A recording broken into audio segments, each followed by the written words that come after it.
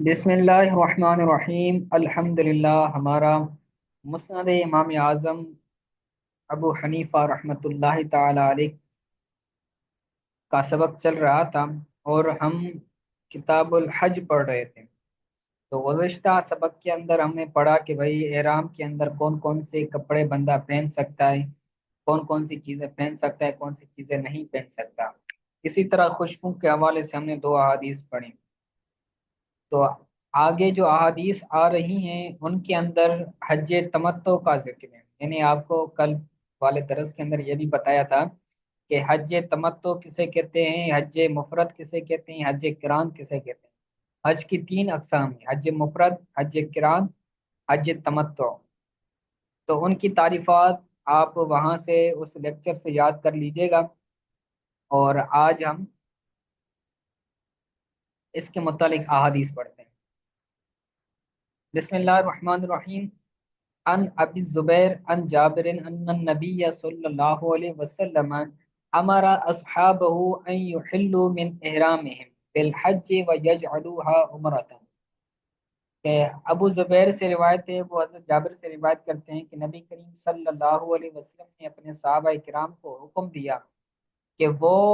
حج کے احرام سے حلال ہو جائیں، ان یحلوا من احرامهم بالحج، کہ وہ حج کے احرام سے، اپنے حج کے احرام سے حلال ہو جائیں، یعنی احرام اتار لیں، وَيَجْعَلُوهَا عُمْرَةً، اور وہ پھر عمرے کا احرام باندھ لیں۔ صحیح ہے؟ تو اس حدیث کے اندر حج تمتع کا ذکر ہے کہ جس حج کے اندر عمرے کا احرام باندھ کر، عمرے کا احرام الگ باندھا جائے اور حج کا احرام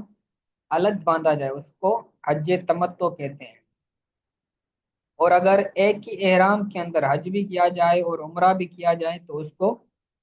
حج قران کہتے ہیں۔ اور صرف اگر حج کیا جائے، حج کا احرام باندھ کر صرف حج کیا جائے تو اس کو حج مفرد کہتے ہیں۔ آگے والی حدیث پڑھتے ہیں۔ ان ابی الزبیر ان جابر قال قال لما امر رسول اللہ صلی اللہ علیہ وسلم بما امر به فی حجۃ الوداع۔ ابو زبیر سے روایت ہے، وہ حضرت جابر سے روایت کرتے ہیں،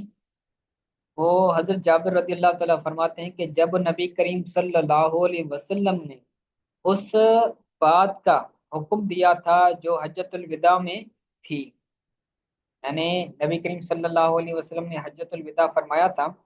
تو اس وقت آپ نے جو پچھلی حدیث پڑھی کہ اس حدیث کے اندر آپ نے کیا فرمایا کہ حج کے احرام کو الگ کرو اور عمرے کے احرام کو الگ کرو۔ تو حضور صلی اللہ علیہ وسلم کی بارگاہ میں ایک صحابی نے عرض کیا، یا رسول اللہ، کیا یہ جو حج کے ساتھ عمرہ ملانا ہے تو یہ ہمارے ساتھ خاص ہے یا پوری امت کے لیے ہمیشہ ایسا ہی ہے؟ ٹھیک ہے، تو حضور صلی اللہ علیہ وسلم نے جواب ارشاد فرمایا کہ یہ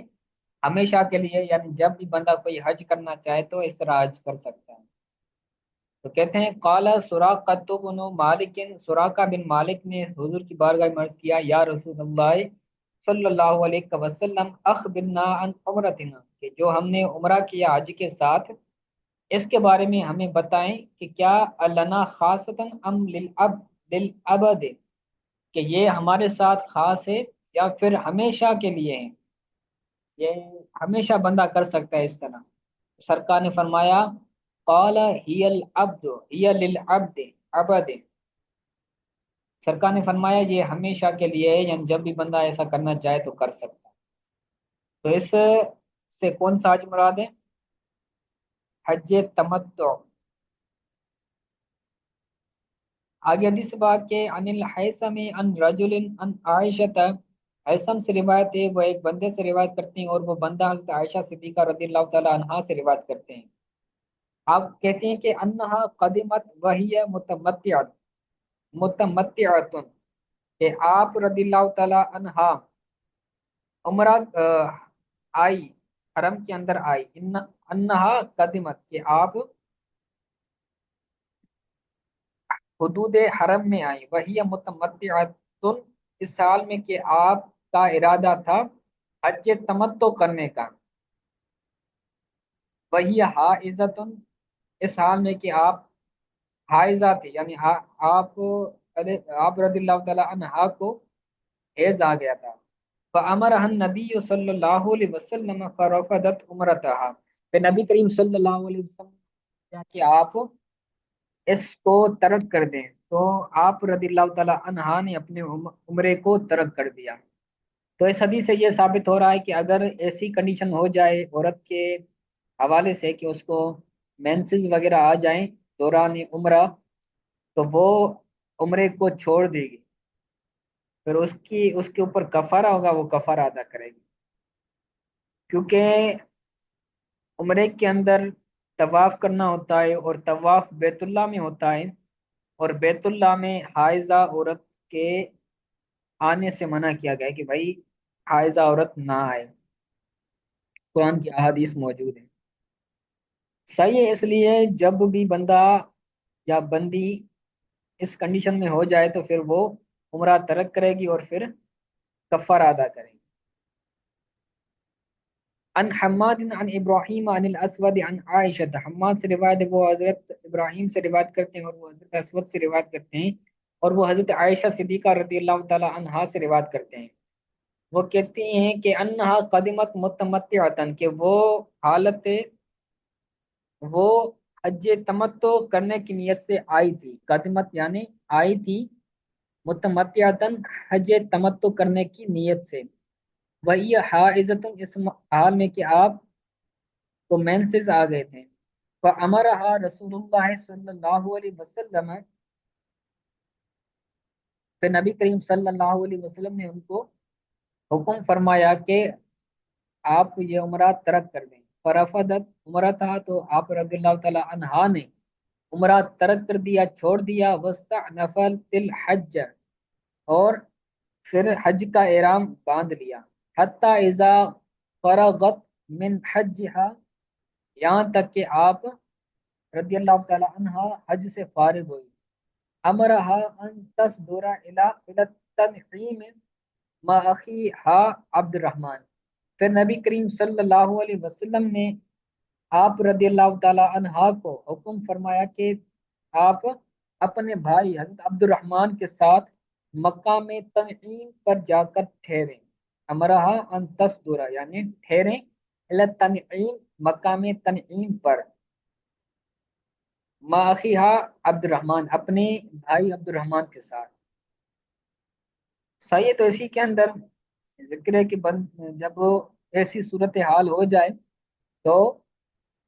وہ عورت عمرہ ترک کرے گی۔ اس کی وجہ میں نے بتایا کہ عمرے کے اندر طواف ہوتا ہے اور طواف بیت اللہ میں کیا جاتا ہے، اور بیت اللہ کے اندر حائضہ عورت کو جانے کی اجازت نہیں، اس وجہ سے اس کا عمرہ ٹوٹ جائے گا اور وہ کفارہ ادا کرے گا۔ آگے کفارے کے بارے میں حدیث پاک کے عن الحیثم عن رجل عن عائشہ ان رسول اللہ صلی اللہ علیہ وسلم ذبح لرفدتها لرفدتها العمرة بقرة، حیثم سے روایت ہے، وہ ایک بندے سے روایت کرتے ہیں اور وہ بندہ حضرت عائشہ صدیقہ رضی اللہ تعالی عنہا سے روایت کرتا ہے۔ آپ فرماتی ہیں کہ نبی کریم صلی اللہ علیہ وسلم نے ان کے عمرے کے چھوٹ جانے کی وجہ سے ایک گائے ذبح کی، ذبح نبی کریم صلی اللہ علیہ وسلم نے ایک گائے ذبح کی، کیوں؟ لے رفدت حل عمرتا، حضرت عائشہ صدیقہ رضی اللہ تعالی عنہا کے عمرے کے چھوٹ جانے کی وجہ سے، تو ان سے عمرہ چھوٹ گیا تھا،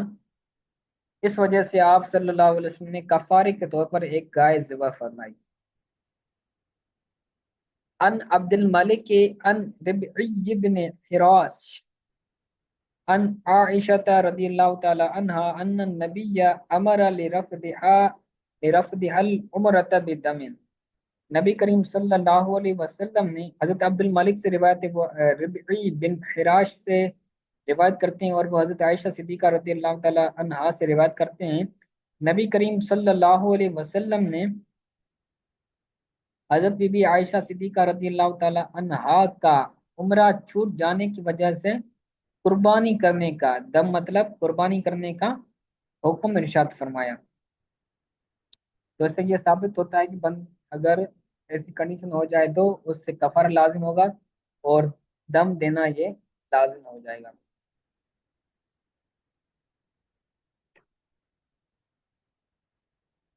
صحیح ہے، اتنا کافی ہے۔ آگے انشاءاللہ تعالیٰ کل پڑھیں گے، یہ آپ اچھی طرح یاد کر لیں۔ اور جو کل حج کی اقسام پڑھی تھی تین، اس کو بھی آپ اچھی طرح سے یاد کر کے آئیں، تو انشاءاللہ تعالیٰ وہ آپ سے کل سنی جائیں گی۔ آج کے سبق کے حوالے سے کوئی چیز سمجھ نہ آئے تو پوچھ